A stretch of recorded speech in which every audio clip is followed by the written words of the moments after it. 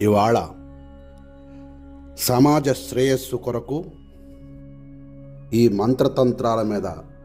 భయాలు అపోహలు, ఈ శాతబడులు, ఇటువంటి వాటి గురించి భయపడే వాళ్ళ గురించి ఒక అద్భుతమైన ఎంతటి ప్రయోగాన్నైనా తిప్పికొట్టే మంత్రాన్ని అసలు ఎలా చేయాలి, ఏంటి, ఎలా టెస్ట్ చేసుకోవాలి, మీ ఇంటి మీద ఇటువంటి ప్రయోగం ఉంది